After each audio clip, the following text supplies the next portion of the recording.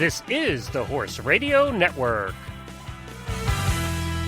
This is episode 345 of Horse Tip Daily, a different horse tip, a different equine topic, a different equestrian expert every day. Horse Tip Daily brings the world of equine knowledge to you one day at a time. Today's tip is sponsored by KPP, Kentucky Performance Products. Visit them at kppusa.com.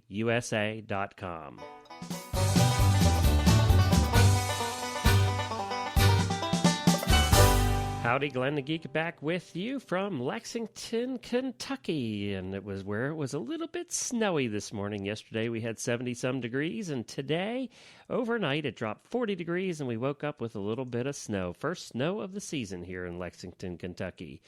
Well, today we continue with our Inspirational People series, the series that Chris Stafford put together over on her shows that we thought we would bring to you here at Horse Tip Daily, something special for the week of Thanksgiving. And today we bring you Hilda Gurney. Hilda Gurney was a legend in the dressage world, and this is taken from the Dressage Radio Show, episode number 79 by Back on Track. So this is Inspirational People series, Hilda Gurney, and we'll have one more after today. We'll bring you one more tomorrow in the Inspirational People series, and then next week we'll be getting back to the regular schedule. So we look forward to you listening to this. I think you'll find this quite educational and inspirational, and I just found them very informative, and I learned so much from all of those that she did this week. This is brought to you by Kentucky Performance Products. When horsemen were asked what they were looking for in a nutritional supplement for their horses, the answer was easy. One that is affordable, effective, and scientifically proven. Kentucky Performance Products took that message to heart and developed supplements that meet those needs. All of their supplements, from Nalox Equine Antacid to Summer Games Electrolytes and Joint Armor, are formulated based on sound research. They are affordable, and you can count on them to deliver results. Choose the right KPP supplement for your horse. Go to kppusa.com. And now, in its entirety, the Dressage Radio Show, episode number 79, Inspirational People, Hilda Gurney.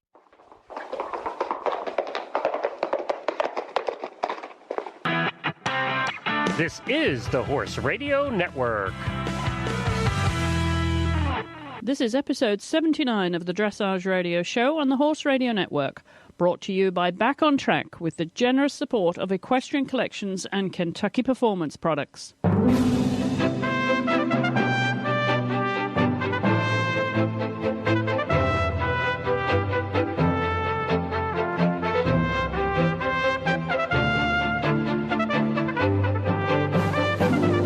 This is Chris Stafford in Lexington, Kentucky, and you're listening to the Dressage Radio Show this Thanksgiving week, which features an exclusive interview with Hilda Gurney as part of our Inspirational People series. But before we hear from Hilda, we have some product reminders from our sponsors. There's a company that we just love that offers products to improve lifestyle and mobility, and they have been the mainstay in European therapeutic therapies for many years. Plus, they are used and endorsed by many of the top dressage, eventing, and show jumping riders worldwide. We are talking about Back on Track, of course. If you're looking for a quality holiday gift for any horse lover that will truly benefit their horse, then look no further than any of Back on Track's products, including exercise boots, bell boots, saddle pads, sheets, and so much more. You can find all of their products at backontrackproducts.com. That's backontrackproducts.com, or give them a call at 888-758-9836. That's 888-758-9836. Hi, everyone. Glenn the Geek here. Kentucky Performance Products has become a favorite of many listeners of the Horse Radio Network. They have a product that we want you to consider called Contribute. Take a listen to episode 14 of the Tack and Habit Radio Show, and you will hear a complete discussion on this product with Delia from Kentucky Performance Products. Contribute is the omega-3 fatty acid supplement that is so important to your horse's well-being. Contribute helps maintain soundness and longevity by protecting joints from damaging inflammation and sustains a strong immune response in horses of all ages. Learn all about omega-3 and 6 fatty acids and why they are so important by listening in at tackandhabit.com, episode 14, or go to kppusa.com for more information. That's kppusa.com. We've been speaking a whole lot in recent weeks about looking to Equestrian Collections for all of your fall and winter needs. They have all the top brands in winter wear for you and your horse. Well, in addition to winter, believe it or not, it is now November and time to start thinking about holiday gift giving. There's no better place to find those equestrian gift ideas than at Equestrian Collections. They have thousands of choices for all of your gift-giving needs at some fantastic prices. Whether it is for that guy, girl, or equine in your life, you will find it all at equestriancollections.com. Get that holiday shopping started early at equestriancollections.com. Well, as part of our continuing series of inspirational people this week, we are going to be featuring a doyen of the sport. So let's welcome her to the show. Hilda Carolyn Gurney was born September 10th, 1943 in Los Angeles, California. She is an internationally renowned rider, trainer, instructor, breeder, judge, public speaker, and committee leader.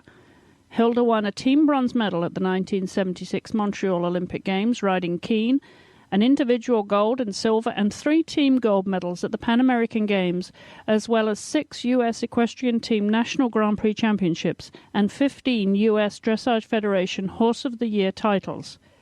In 1984, Hilda returned to the Olympic arena, this time in front of her home crowd, to ride Keen again, who had recovered from a debilitating condition that threatened his career. The pair also won the American Horse Showers Association and the U.S. Equestrian Team's Grand Prix Championship in 1984. In 2007, Hilda was inducted into the USDF Hall of Fame. She is an International Equestrian Federation eye judge and Large R Dressage Sport Horse breeding judge. She was the U.S. Dressage Federation Sport Horse Committee chairperson from 1997 to 2002, and has served on the U.S. Equestrian Federation Dressage Committee for many years. Hilda received the 1977 Martini and Rossi AHSA Horsewoman of the Year Award. Her Olympic partner Keen was later inducted into the U.S. Dressage Federation Hall of Fame. Hilda was the co-founder of the California Dressage Association. She lives on her farm in Moore Park, California. Well, Hilda, welcome to Inspirational People, and thank you so much for agreeing to come on the show. Thank you. Well, I'd like to begin, Hilda, as you are such an inspirational person, as a teacher, as an educator, a competitor, and judge, and of course so many things as a community leader and committee leader, so many roles you have lived and acted in your life. I'd like to begin, if we can, with the early beginnings and how you were prepared for life by your parents and their values. So I grew up, I'm the youngest of 5 children, and I was born during World War II, and my other siblings are quite a bit older than I. And my parents, when I grew up, moved out, quote-unquote, in the sticks, which at that time was the sticks, but it's San Fernando Valley. Right now it's all high-rises. But anyway, we had a farm, and during the war we had to raise our own food. With 3 of the children were teenagers, of my siblings were teenagers, and so we had cows and pigs and chickens. I had to feed the chickens. Take care of the chickens as soon as I could walk, practically. And because we had to raise, with all these teenagers and the ration points in the war, we had to raise everything. And so I was always into animals. And we had I fell in love with horses, actually, at the age of 3. There was a Indian right down the street who plowed his, Indian from India, who plowed his fields with a horse and a plow. And that was the first horse I ever sat on. His name was Pete, big bay draft horse. And my father was an airline pilot, and both my brothers grew up to be pilots. And I learned to fly, but I was always the one that sat on the bench because I was a girl. But with horses, I'm quite satisfied. What was your family's reaction to your lifestyle with horses, Hilda? Oh, being the youngest of 5 and being that all my siblings have had multitudinous children, I sort of went on my own. I mean, they made a rule when I went to college that if I wanted them to pay for college, I would have to sell the horse. Well, I didn't sell the horse, and I just worked 3 jobs and worked my way through college. And I finished college, and I got a job teaching school in Watts, right after the Watts riots that year. And I learned a lot because I hadn't been exposed to any of that kind of language at all. And I learned a lot there, and I actually enjoyed it. I loved the children, and so full of them and vigor and life, and everything's so tough down there. So by then I was into horses. I got a horse, my first horse when I was 14, and I was sort of lucky that way because at that time, I mean, it's all high rises now, but at that time West Hills Hunt Club was located next door. And I got some riding lessons there when I was little. And then when I got my horse, of course, I was very influenced by our neighbor who was the master of the hunt. And he would take my horse with his horse, and we'd go hunting on the weekends. So I started out riding on the fox hunt, literally. So that was sort of fun. And where was home for you at that time, and where were you educated? I went to school in the valley, in the San Fernando Valley. I went to Woodland Hills Elementary and Reseda Junior High and high school. And then I got my BA from Cal State Northridge. And then I also got 2 teaching credentials, one for elementary and one for special education at Cal State. Were you a willing scholar who appreciated the benefits of a good education? And how do you reflect on that time of your life? Well, I was always busy because during high school and junior high, I got my horse when I was 14, my first horse. And, of course, I was very involved with the horse, and I was very involved also with music because I played the French horn and the piano at that time, and school. So that kept me pretty busy. And same in high school, it's the same. And I rode I had a pretty spirited horse. I won the Wolford Cup with that horse later. I won both the intermediate and the advanced 3-day championships for the United States on that horse. It's a really nice horse. A little thoroughbred I bought off the track called Flag's Elf. And he was a pistol. He was a double-crossed a man of war. It took me 7 years to get him to walk after I cantered. I was always happy that dressage test had to walk before the canter. Because when he cantered after the canter, we couldn't walk. He was really hot. But he'd jump anything. You just point him and he'd jump.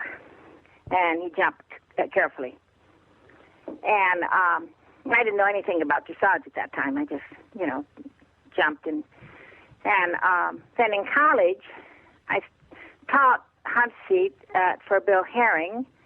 And then I just taught riding at Pinecrest Elementary Schools. And then I also got a job training horses for Onondaga Riding Club, which later became Foxfield.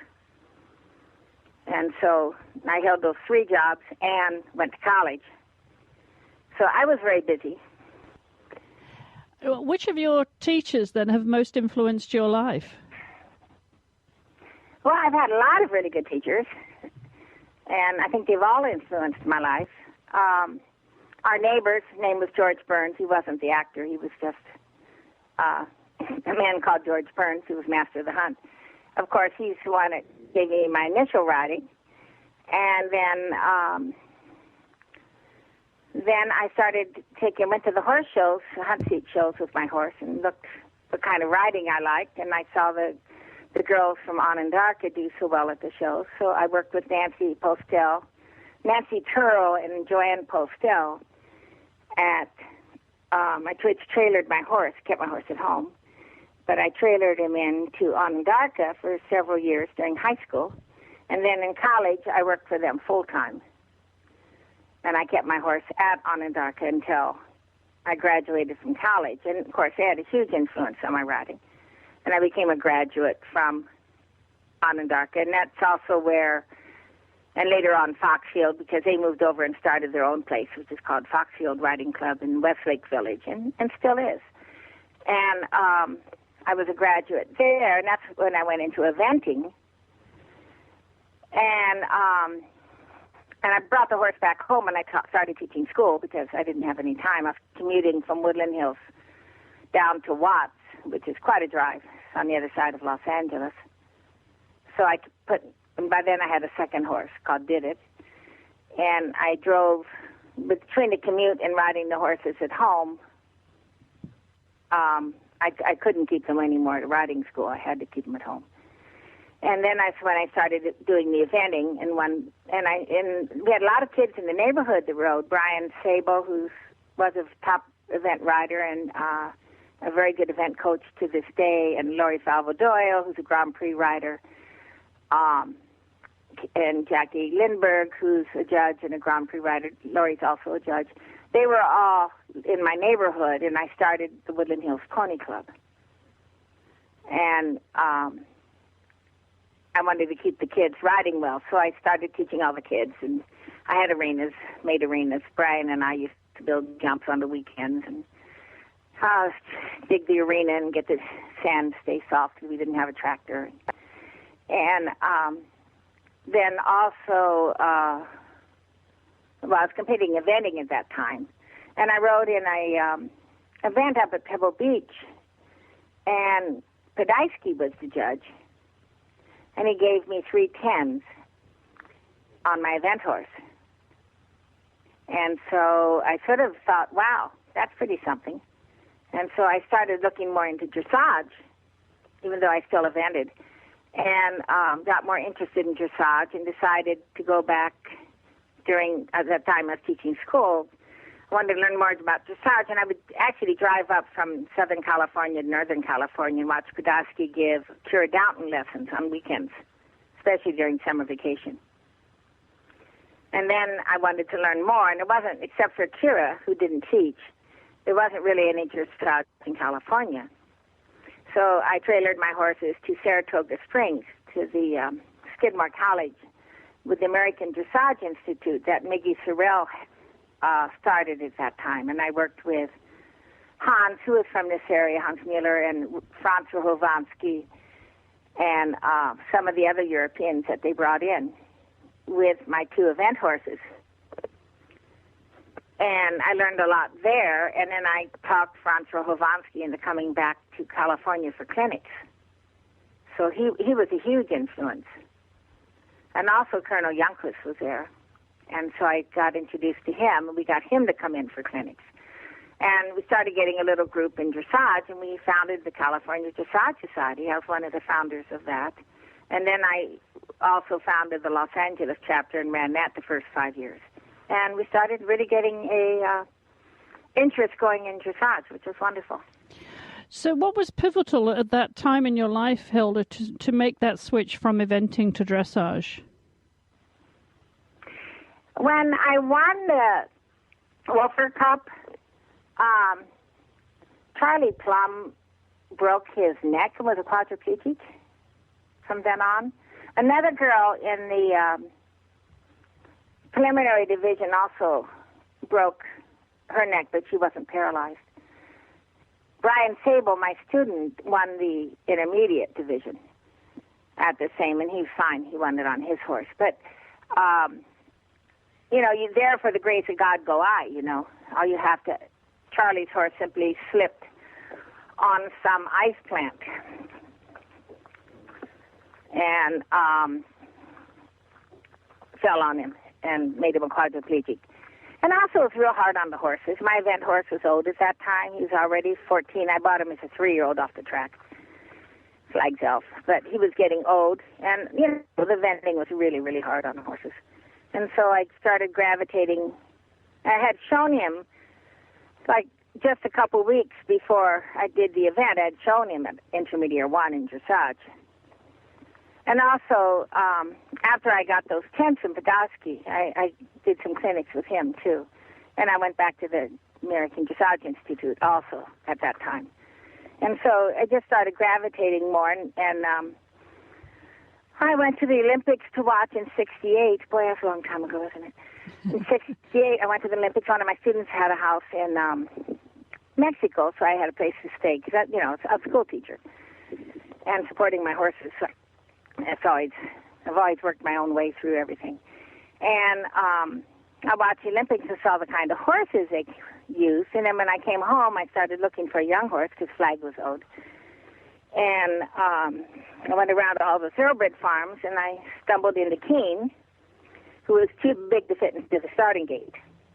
And I bought Keene and started training him. I rented him also. He won the training level at Ram Tap. But then doing that, he landed bad off a Treichner fence and pulled a check ligament a little bit. And so I had to stop jumping him. And by the time I got him, he was fine as long as I didn't jump him. He just went sore if I jumped him. So I stopped jumping him after that event. And then, he trained up to Grand Prix really fast. I showed him Grand Prix at 7. It wasn't the quality we do now at the beginning, but it got better and better, thank heavens. Well, you've been described, Hilda, as earnest, as energetic and enthusiastic, but what would you perceive to be your greatest strengths and weaknesses? Oh, I don't know. It's not a question I can answer. I'm a good worker. I'm tenacious. Tenacious indeed, absolutely. Well, what do you most value in life, Hilda? Oh, that's a little too broad. I think in what we need to value in life is the fact that we're alive and we get to have the journey. I'm really lucky to have a passion. I love horses. I love riding horses. And I raise horses now, and I love watching the babies play and bringing them along and watching them get old. You don't enjoy watching them die or get lame, but that's all part of, owning dogs and horses and cats, is you have to accept the life cycle. But one thing you do learn from the animals is that while you're alive, flaunt life and enjoy it and make the most of it. You get, one chance. And I just feel really fortunate I have a passion. How do you overcome adversity? And you just keep plugging. I'm sorry? I mean, it's always in life. You just plug along. In life, there's always adversity. It's what makes the good things meaningful. Absolutely. Well, you're known, of course, as a very established trainer, teacher, and someone who takes that very naturally and obviously enjoys it. But what motivates you to invest in youth, Hilda? In youth? Yes. Well, each generation. I mean, anytime you're in, the only way love for a sport will continue is by the young coming up in the sport. And it's same with the animals. I mean, we raise puppies and we raise the horses. And, it's only the way you have continuity in life. Life doesn't stop with my lifetime. It's been going a long time before and hopefully a long time after, unless we blow the world up with our nuclear bombs or something. Well, as an Olympic medalist of individual gold and team gold medals at the Pan Am Games, Hilda, what accomplishments are you most proud of? Oh, I don't think of it that way. I've been really, really lucky to be able to represent the country. And fortunately, I haven't let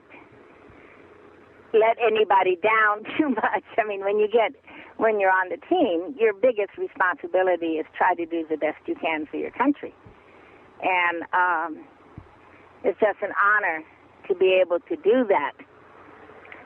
So I've been fortunate to do that many, many times, and that brings you a lot of pride and satisfaction.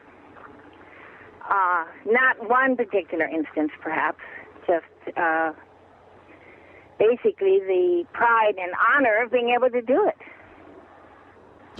And I was lucky because it was my horses, mainly King, that let that happen. And it's not something I ever really predicted. It's certainly not something I would thought would have happened. It just did happen, mainly because I had a very willing and a very wonderful horse.